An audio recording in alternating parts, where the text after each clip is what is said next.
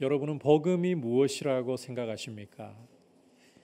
간혹 어떤 분들께서는 마음에 정말 간절히 바라고 원하는 일이 이루어진 것을 복음이라고 자신도 모르게 생각하는 경향이 있는 것 같습니다. 하지만 엄밀하게 따지면 그건 소원 성취이지 복음이라고는 할 수 없습니다. 지난 시간 바울이 로마 교회에게 편지를 쓰면서 자신이 누구인가 소개하는 것을 함께 보았습니다.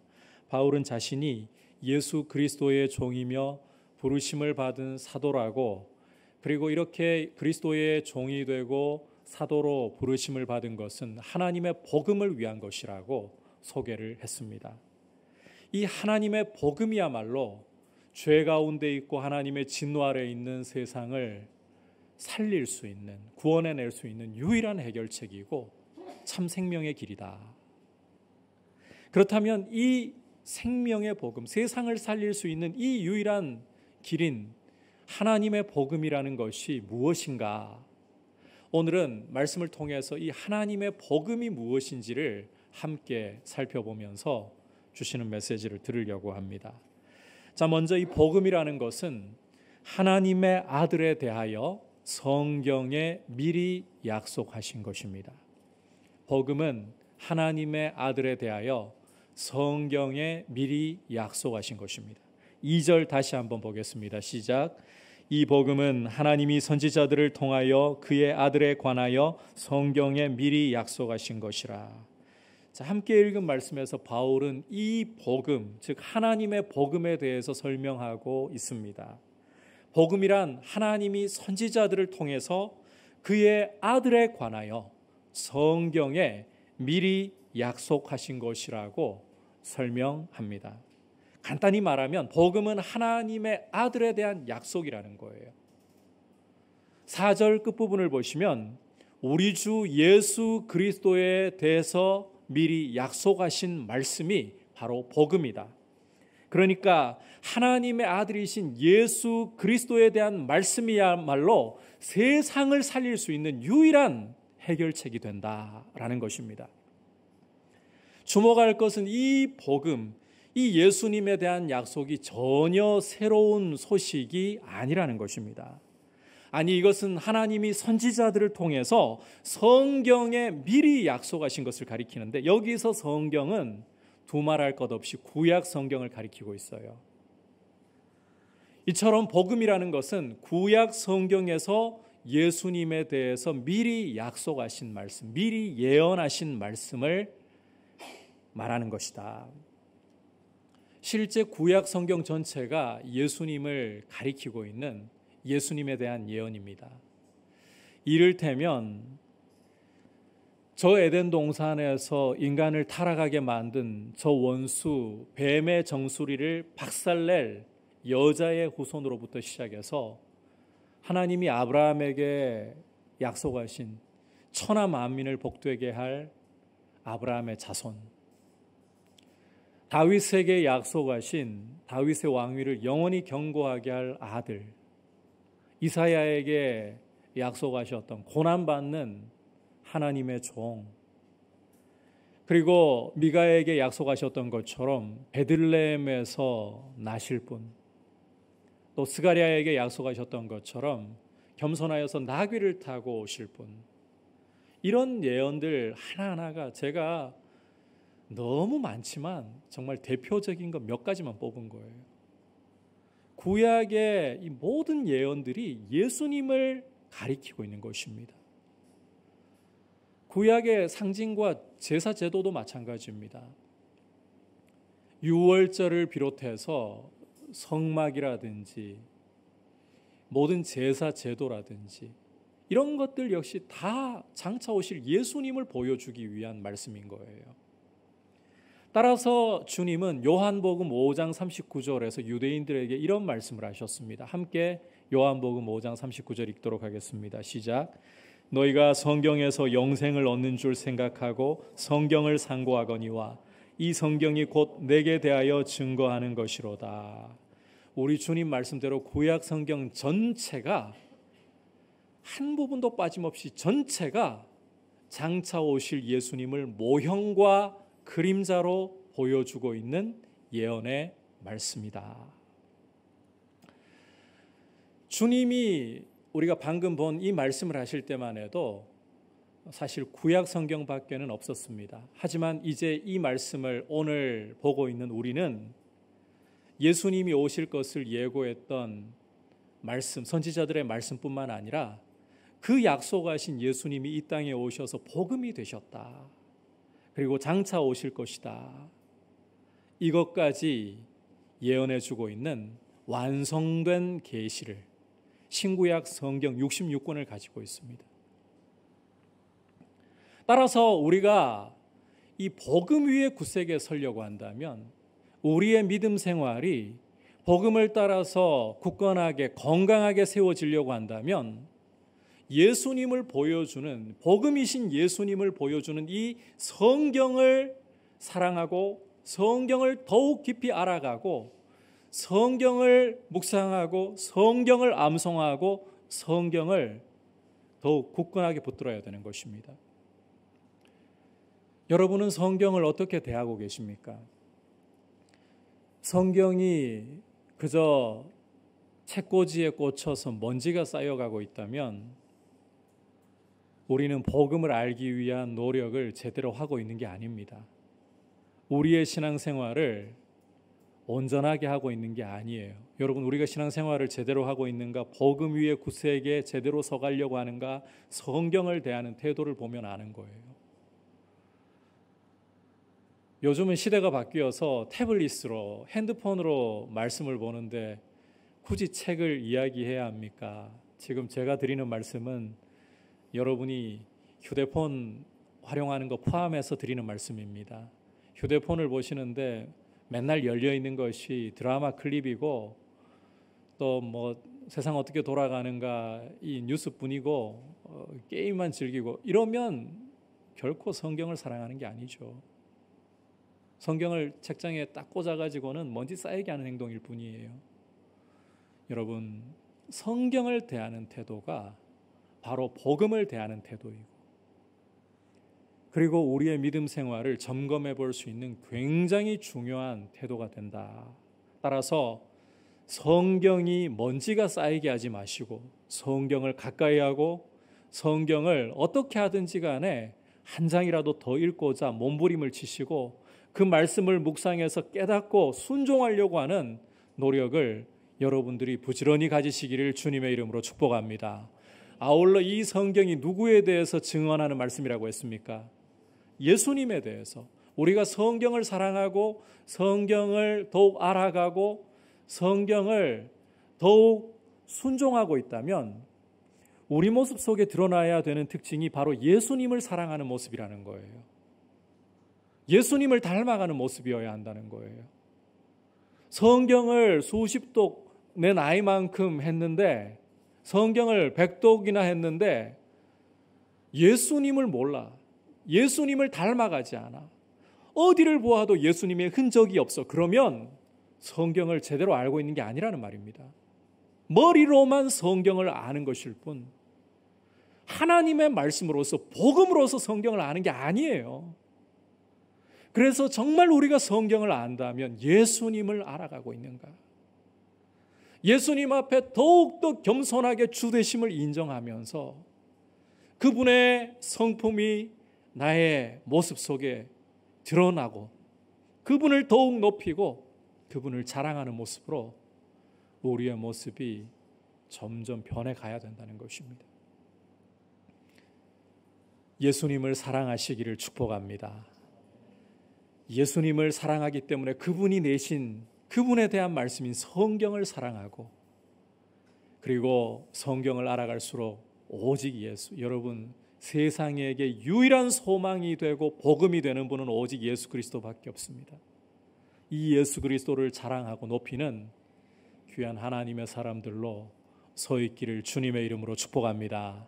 자, 그렇다면 이제 이 하나님의 복음이 되시는 세상에 유일한 소망이 되시는 이 예수 그리스도는 누구이신가? 자, 오늘 사도 바울은 예수님이 먼저 다윗의 아들이라고 선포하고 있습니다. 다시 말해서 다윗 언약을 이루시는 분이라고 선포를 하고 있는 것입니다. 함께 3절 말씀 보도록 하겠습니다. 시작. 그의 아들에 관하여 말하면 육신으로는 다윗의 혈통에서 나셨고. 자, 방금 읽은 말씀에서 바울은 예수님이 어떤 분이신가를 선포하면서 그는 예수님이 육신으로는 다윗의 혈통에서 나셨다, 이 사실을 먼저 강조하고 있습니다. 여기 다윗의 혈통에서 나셨다라고 하니까 적지 않은 분들이 예수님이 이 땅에 우리와 똑같은 사람으로 오신 것을 이야기한다라고 해석하는 경우가 종종 있습니다. 물론 예수님이 완전하신 하나님이시면서 100% 하나님이시면서 우리와 똑같은 100% 사람이시다, 이 진리를 우리가 굉장히 중요하게 여기고 이 진리를 굳세게 붙들어야 돼요. 그런데 바울은 오늘 여기 다윗의 혈통에서 나셨다는 것을 우리와 똑같은 사람으로 오셨다, 이 이야기를 하려고 말하는 게 아닙니다. 오히려 바울은 이 말씀을 통해서 성경 전체 역사를 관통하고 있는 굉장히 중요한 한 약속, 소위 다윗 언약을 이야기하려고 하는 것입니다. 이 다윗 언약이라는 것은 여러분이 구약을 보시면 사무엘하 7장과 역대상 17장에서 발견하실 수 있는 약속입니다. 이것은 하나님이 다윗의 대적들을 물리쳐 주시고 다윗으로 왕궁에 평안히 거하게 하실 때를 배경으로 하고 있는 약속인데, 하루는 다윗이 하나님 앞에 정말 죄송하고 송구한 마음이 드는 겁니다. 나는 이렇게 왕궁에 평안히 잘 지내고 있는데 나를 목장에서 들어 이스라엘의 주권자로 왕으로 높여주시고 나의 대적들을 물리쳐서 이렇게 평안히 거할 수 있게 해주신 이 은혜를 주신 하나님의 언약궤는 휘장 가운데 아직도 머물고 있구나. 너무 송구한 거예요. 너무 황송한 거예요. 그래서 다윗이 나단 선지자에게 내가 하나님을 위해 집을 건축해 드리고 싶습니다. 성전을 건축해 드리고 싶습니다. 그런데 하나님께서 나단 선지자를 통해서 주신 말씀은 다윗, 너는 손에 피를 너무 많이 묻혔기 때문에, 전쟁에서 피를 너무 많이 흘렸기 때문에 성전을 건축하는 것이 너의 몫이 아니다. 오히려 나 여호와가 너 다윗을 위해 집을 세워주겠다, 그러시면서 한 아들을 약속하시는 거예요. 자, 성경에서 너무너무 중요한 이 다윗 언약에서 핵심은 한 아들입니다. 한 아들. 이 다윗 이후에 태어날 한 아들을 통해서 하나님이 두 가지 일을 이루시겠다는 거예요. 첫 번째는 성전을 건축해 주겠다. 성전을 건축하게 해주겠다. 두 번째는 다윗 너의 왕권을 영원토록 견고하게 만들어 주겠다. 다윗 너의 왕권을 영원토록 견고하게 만들어 주겠다. 자, 다윗 언약의 핵심이 뭐라고요? 네, 한 아들, 한 아들. 꼭 기억하셔야 돼요. 이걸 여러분이 기억하시게 되면 성경을 읽으실 때 성경을 상당히 더 넓게 깊게 이해하실 수가 있어요. 다윗 언약의 핵심은 한 아들입니다. 이 아들이 두 가지 일을 한다고 했어요. 첫 번째는 무엇을 건축한다? 성전을 건축하는 거예요. 두 번째로는 다윗의 왕권을 영원토록 견고하게 하는 거예요. 이게 바로 다윗 언약이라는 것입니다. 언뜻 볼 때 이스라엘 역사 가운데 이 다윗 언약에 가장 부합하는 다윗의 아들이 솔로몬인 것 같았습니다. 왜냐하면 솔로몬이 왕위에 오르고 나서 어떤 것보다도 중요하게 하나님의 성전을 건축해 드렸잖아요. 뿐만 아니라 하나님 앞에 기브온 산당에서 1000번제를 드리면서까지 철저히 자기를 부인한 결과 솔로몬은 하나님께로부터 지혜를 받아서 이스라엘 가운데서도 가장 천하고 낮은 장녀들까지도 인권이 무시당하지 않고 공정하게 재판받을 수 있는 이런 길이 열리도록까지 나라를 잘 정의롭게 다스려서 역대 어떤 왕들보다도 이 다윗의 왕권이 강화되고 나라가 왕성케 되는, 그래서 솔로몬 시대의 특징이 포도나무와 무화과나무 아래서 사람들이 앉아있는 번영의 시대를 구가했잖아요. 이런 면으로 볼 때 솔로몬이야말로 다윗 언약에 가장 부합하는 왕이 아니고 달리 뭐라고 말할 수 있겠는가? 그런데 결론적으로 보면 이 솔로몬은 다윗 언약에 합당한 아들이 아니었습니다. 왜냐하면 이 솔로몬은 노년에 이방인 아내들에게 유혹을 받아서 우상 숭배의 길을 걸어가고 말기 때문입니다. 수많은 이방인 아내들의 이 유혹을 따라서 예루살렘 앞에다가 우상들을 세워서, 가증한 우상들을 세워서 하나님의 진노를 촉발하고 경고하셨음에도 불구하고 솔로몬은 이 길을 버리지 않고 죄악의 길로 달려감으로써 나라가 흔들리게 만드는, 왕권이 흔들리게 만드는 문을 열어버렸고, 그 아들 르호보암 때에는 나라가 북이스라엘과 남쪽 유다로 쪼개지는, 이게 왕권이 강화되는 모습 아니잖아요. 흔들리는 모습이잖아요. 나라가 흔들리는 모습이잖아요. 이런 일을 해버리고 말았기 때문입니다. 그래서 솔로몬 아니라는 거예요. 참고로 하나님을 위해서 성전을 건축한다는 것은 단순히 건물 성전을 세운다는 뜻이 아닙니다. 솔로몬이 성전을 건축하고 난 후에 열왕기상 9장을 보시면 하나님이 솔로몬에게 찾아오셔서 이 성전이 아무리 높고 아무리 화려하다 할지라도 솔로몬, 내가 모세에게 준 율례와 규례대로 행하지 않으면, 힘써 준행하지 않으면, 나를 버리고 우상의 길로 간다면 나는 이 성전을 돌무더기가 되어버리게 만들 것이고 이방인들에게 조롱거리가 되게 만들어버릴 것이다. 하나님은 이 건물 성전 자체를 성전으로 여기신 것이 아니라는 거예요. 그렇다면 성전의 핵심이 무엇이냐? 바로 성전에 임하여 계시는 하나님이신 거예요. 하나님의 임재가 성전을 성전답게 하는 것이에요. 그래서 여러분께서 에스겔 말씀을 읽어보시면 하나님이 성전 안에서 행하고 있는 이스라엘의 가증한 일들을 보시고 온갖 우상들을 보시고 떠나버리시죠. 에스겔 11장 말씀을 보시면 하나님이 성전을 떠나버리십니다. 그리고 난 후에 성전에서부터 심판이 시작되는 거예요. 하나님의 임재야말로 성전을 성전답게 하는 것이고, 이 하나님의 임재를 확보하고 유지하려면 죄를 버려야 되는 거예요. 하나님의 말씀대로 준행해야만 되는 거예요. 이게 성전의 성전다움을 이루는 조건인 겁니다. 왕권을 영원히 견고하게 하는 것도 마찬가지입니다. 여러분, 솔로몬을 통해서 보듯이 죄가 들어와 버리니까 왕권이 흔들려요. 나라 전체가 다 흔들려 버려요.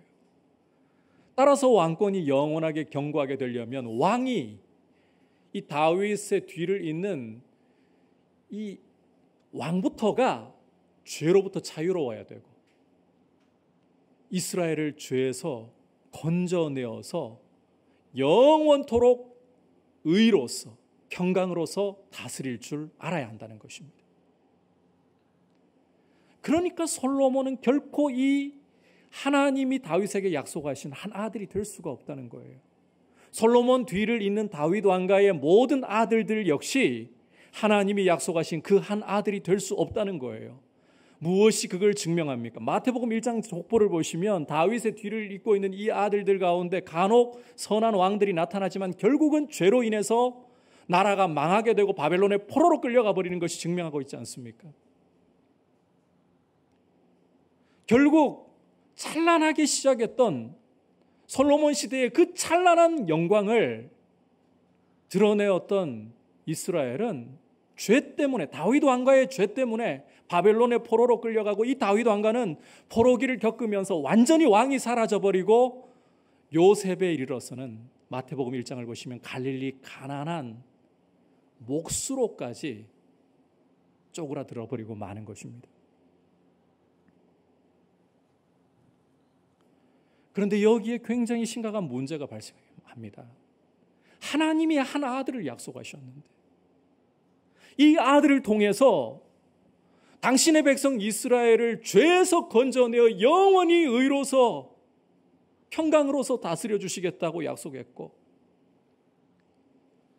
하나님의 임재를 확보하고 성전을 세우겠다라고 약속을 했는데 이 약속 어떻게 된단 말인가? 이 다윗의 아들이 도대체 언제 나타난단 말인가? 오늘 사도 바울은 로마서 1장 3절에서 바로 그 부분을 선포하고 있는 거예요. 마침내 하나님이 약속하셨던 그 아들이 오셨다. 다윗의 혈통에서 오셨다. 그분이 바로 주 예수 그리스도이시다. 마태복음 1장 20절 이하를 보시면 천사가 요셉에게 예수님의 수태를 고지하면서 이렇게 예수님에 대해 말씀하는 장면을 읽을 수가 있습니다. 다윗의 자손 요셉아, 내 아내 마리아 데려오기를 두려워하지 말라. 그에게 잉태된 자는, 마리아에게 잉태된 자는 성령으로 된 것이다. 성령으로. 아들을 낳으리니 이름을 예수라 하라. 이는 그가 자기 백성을 그들의 죄에서 구원할 자임이라 하심이라. 여러분, 예수님은 다윗의 아들로 오셔서 다윗의 족보로 오셨잖아요. 성령으로 잉태되셨어요. 남자의 피를, 죄인의 피를, 아담의 피를 물려받지 않고 성령으로 잉태가 되셔서 당신 스스로도 죄가 없으신 거예요. 뿐만 아니라 자기 백성을 그들의 죄에서 구원할 자. 그래서 이름이 예수잖아요.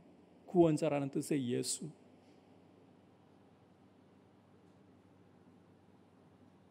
자신도 죄가 없을 뿐더러 자기 백성도 죄에서 건져내어 영원토록 의와 평강으로 다스리실 왕, 그분이 예수시다. 게다가 마태는 예수님의 별명을 또 하나 소개하고 있죠. 임마누엘. 이 임마누엘의 뜻이 무엇입니까? 하나님이 우리와 함께 하신다. 하나님의 임재라는 거예요. 예수 그리스도는 하나님의 임재, 우리와 함께 하시는 하나님이라는 거예요. 이걸 바꾸어 말하면 성전의 본질이 되시는 분이고 성전 그 자체를 이루시는 분이라는 거예요. 이처럼 우리 주 예수 그리스도야말로 하나님이 다윗에게 주셨던 약속, 다윗의 한 아들이 되시는 분이시고 하나님의 약속을 이루시는 분이 되시는 것입니다. 성령으로 잉태되셔서 당신도 죄가 없으시고 당신의 백성 역시 죄로부터 건져내어 영원토록 의와 평강으로 다스리시는 왕이 되시고 동시에 당신 자신이 임마누엘로서 하나님의 성전이 되어 당신께로 나오는 사람이면 누구나 하나님 앞에 두려움 없이 나아갈 수 있게 하시는 분. 그렇게 다윗의 언약을 이루시는 분이라는 거예요. 그리고 이 일을 이루시려고 우리 주 예수님은 십자가에서 우리의 모든 죄와 허물을 짊어지시고 하나님의 저주와 심판을 당하심으로 그 피를 흘려 우리를 죄에서 건져내셨고 우리를 당신의 백성 삼으셨습니다. 여러분, 예수 그리스도 안에서 하나님의 약속이 이해가 되고 예수 그리스도 안에서 우리는 이제 영원토록 의와 평강으로 통치를 받는 하나님의 백성이 되고 하나님 앞에 두려움 없이 나아갈 수 있는 놀라운 영광과 축복을 얻게 된 것입니다. 따라서 예수 그리스도만이 유일한 세상의 소망이 되신다. 그리스도로 말미암지 않고서는 우리는 죄에 매여 죄의 노예로 사탄의 그 속박에 매여서 사탄에게 유린당할 수밖에 없는 인생입니다. 우리의 생명이신 하나님께 가까이 가기는커녕 저주와 심판 아래 있을 수밖에 없는 인생입니다. 그러나 예수 그리스도로 말미암아 우리는 죄에서 해방되고 그 십자가의 보혈로 말미암아 죄에서 해방되고 이제는 하나님의 백성으로 그리스도의 완전한 통치를, 의와 평강의 통치를 받고 두려움 없이 하나님 앞에 나아갈 권세가 주어진 것입니다. 여러분, 이 예수 그리스도를 자랑하고 이 예수 그리스도를 감사하며 그 이름에 영광 돌려드릴 수 있기를 축복합니다. 자, 그렇다면 이 예수님이 또 어떠한 분이신가? 사도 바울은 4절에서 죽은 자들 가운데서 부활하신 분이라고 소개를 하고 있습니다. 함께 4절 읽어보겠습니다. 시작. 성결의 영으로는 죽은 자들 가운데서 부활하사 능력으로 하나님의 아들로 선포되셨으니 곧 우리 주 예수 그리스도시니라. 자, 만약 예수님이 죽은 자들 가운데서 부활하지 않으셨다, 어떤 일이 벌어질까요? 사도 바울은 고린도전서 15장에서 이 문제를 굉장히 심도 있게 다루고 있습니다. 만약 죽은 자의 부활이 없다, 그러면 예수 그리스도께서도 죽은 자들 가운데서 살아나지 않으셨을 것이고, 자, 그렇다면 우리는 모두 어떤 상태 가운데 있다? 죄 가운데 있다는 거예요. 우리가 예수님을 구주로 주인으로 모시는 것은 세상에서 제일 비참한 일을 당하는 것이다. 생각을 해보세요. 예수 믿는 사람에게 요구되는 것 가운데 하나가 우리가 뒤에 로마서 6장에서도 보겠지만 예수님과 우리가 이 믿음으로 연합이 되는 거잖아요. 그래서 우리 옛사람은 십자가에 예수와 함께 못 박혀 죽고 우리가 살아있는 것은 이제 예수의 생명으로 새롭게 사는 거잖아요. 이 새롭게 살아가는 사람의 특징은 자기를 부인하는 거예요. 예수님의 온유와 겸손을 닮아가고 자기를 주장하지 않고 예수님의 왕 되심을, 주 되심을 선포하면서 살아가는 거예요. 그러려면 손해 많이 봐야 돼요. 힘이 있다고 함부로 휘두를 수 없어요. 돈이 있다고 욕심대로 정욕대로 흥청망청 쓸 수 없어요. 나하고 마음이 맞지 않아도 형제들을 내쳐버리거나 미워해서 안 돼요. 사랑해야 돼요. 자존심 상해요. 손해를 봐야 돼요. 이게 예수 믿는 사람의 삶이에요. 만약 부활이었고 예수님이 부활하지 않으셨다, 그러면 우리가 이렇게 예수님을 믿고 살아가는 삶은 제일 어떻게 보면 바보 같은 짓이고 어처구니 없는 짓을 하는 것이고 손해보는 미치는 장사를 하는 거예요. 왜 그럴 수밖에 없느냐? 여러분, 로마서 6장 23절을 보시면 죄의 삭은 무엇이라고? 사망이라고 말씀하잖아요. 예수님이 죽으시고 다시 살지 못하셨다. 그렇다면 이게 뭘 증명하는 겁니까? 예수님이 죽으신 것은 남의 죄는 고사하고 자기 죄 때문에 죽은 것이라는 말이 되잖아요. 죄 때문에 죽는 거니까. 죄로 인해 죽음이 세상에 들어온 거니까. 그래서 예수님이 다시 살지 못하셨다. 우리는 예수님 믿을 필요가 없어지는 거예요. 예수님을 아무리 추종해 본들 그분은 세상의 구주가 되실 수 없어요. 위대한 성인 중에 한 분은 되실 수 있어도 남에게 대접받고 싶은 대로 남에게 대접하라, 이런 황금률을 말씀하신 성인은 되실 수 있어도 세상의 구주, 교회의 주인이 되실 자격이 없는 거예요. 교회가 그를 따른다, 유대인들에게 이단으로 박해받아도 할 말이 없는 거예요. 죄의 삭시 사망이기 때문에. 그러나 우리 주 예수님은 죽음을 이기시고 사흘 만에 다시 살아나셨습니다. 좀 표현을 바꿔보자면 우리 주님은 죽음을 죽이시고 다시 살아나셨다는 거예요. 이것이 무엇을 증명하는 것입니까? 죄의 삭시 사망인데 이 죽음을, 이 사망을 죽이시고 살아나셨다는 것은 예수님에게 죄가 없으시다는 것입니다. 그러면 그가 왜 십자가에서 하나님의 저주를 받으시면서 하나님의 심판을 당하시면서 죽으셔야 했던가? 그것은 당신의 죄 때문이 아니라 당신의 백성의 죄를 대신 짊어지시고 대속의 죽음을 당하신 것이다. 이것을 부활이 증명한다는 거예요. 그래서 예수님의 부활은 온 우주 만물 가운데에 예수님이 죄가 없는 능력 있는 하나님의 아들이심을 선포하는 사건이고, 이 예수 그리스도 안에서 우리의 모든 죄가 값이 치러졌음을 보증하는 사건이고, 이제 예수 안에서 우리는 더 이상 죄의 종도 하나님의 진노 아래 있는 것도 아닌 하나님의 자유하는 아들들로서 하나님 앞에 두려움 없이 나아갈 수 있다. 예수님의 부활로서 바로 이 사실을 보증을 받는 것입니다.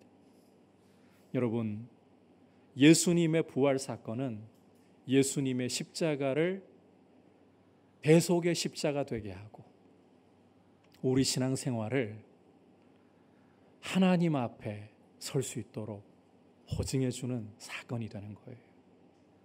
그래서 사도들은 예수님의 십자가가 복음의 중심에 있음에도 불구하고 예수님을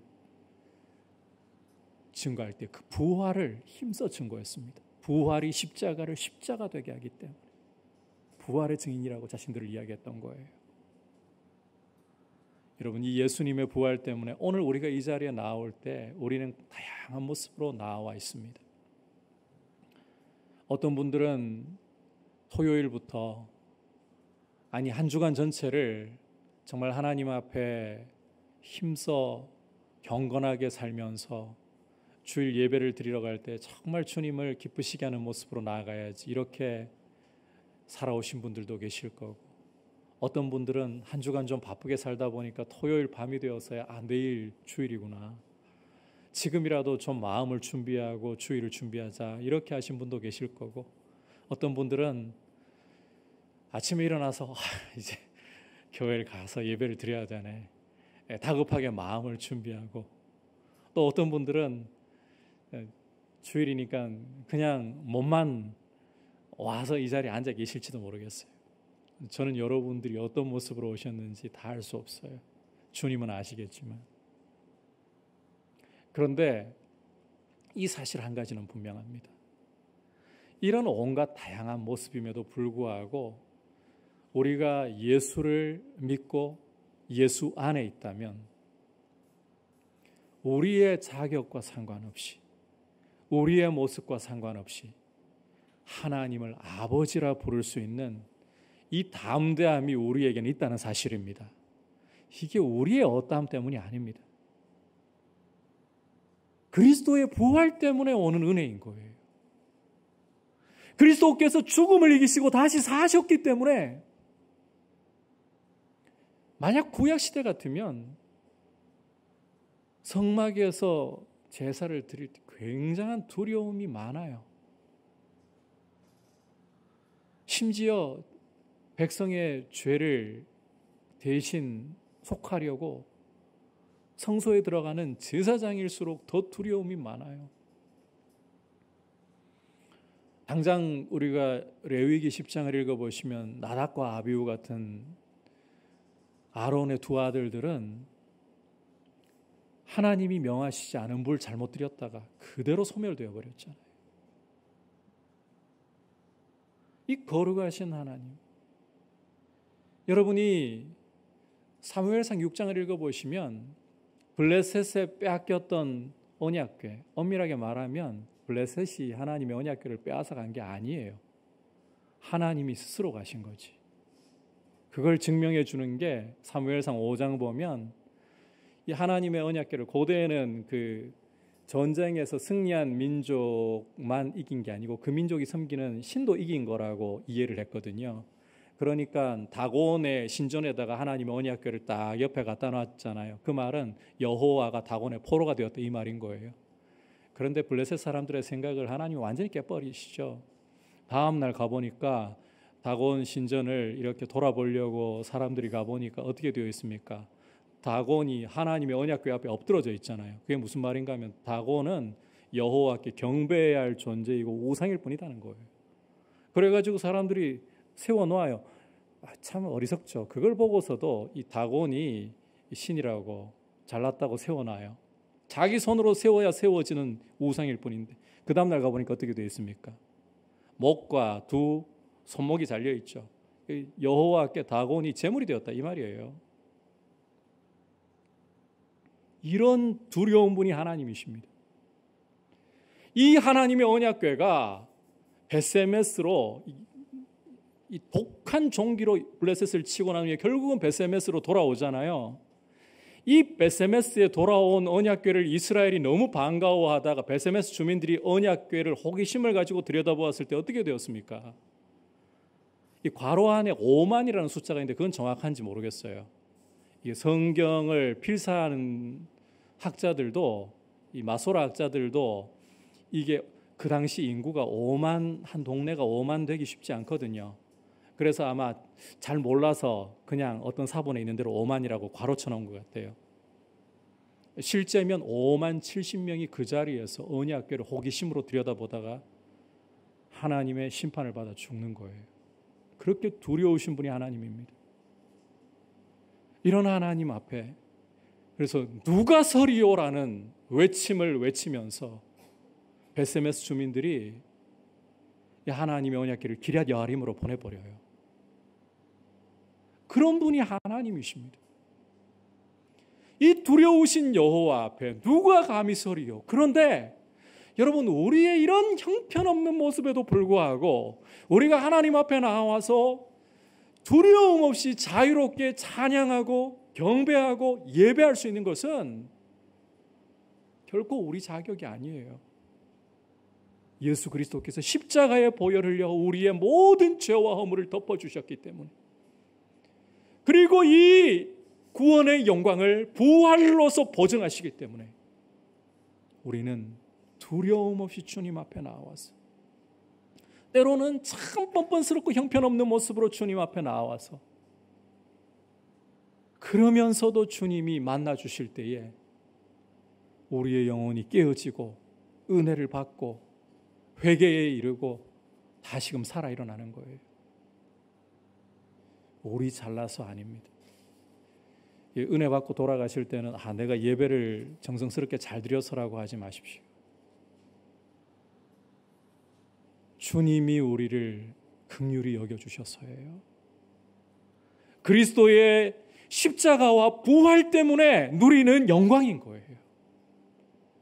여러분, 이 예수 그리스도만이, 부활하신 예수 그리스도만이 두려움 없이 하나님 앞에 나아가는, 우리의 모든 죄가 사하여졌음을 보증받는, 그리고 이제는 하나님의 자녀로서 하나님을 아바 아버지라 부르게 하는 보증이고 영광이시다. 이 예수 그리스도만을 우리가 사랑하고 그분만을 자랑하고 그분으로 인하여서 우리의 삶이 날마다 새로울 수 있기를 축복합니다. 세상을 살릴 수 있는 유일한 길인 하나님의 복음에 대해서 함께 말씀에 귀를 기울였습니다. 복음은 하나님의 아들 우리 주 예수 그리스도에 대해서 성경에 미리 약속하신 말씀입니다. 이 복음이신 우리 주 예수 그리스도는 다윗의 혈통에서 나셔서 다윗 언약을 이루시면서 우리를 죄에서 건져 영원토록 의와 평강으로 다스리시는, 우리와 함께 하시는 하나님이십니다. 복음이신 우리 주 예수 그리스도는 죽은 자 가운데 부활하심으로써 십자가를 십자가 되게 하시고 당신 자신을 온 우주 만물 가운데 살아계신 하나님의 아들로, 능력 있는 하나님의 아들로 선포하신 영원한 우리의 소망이십니다.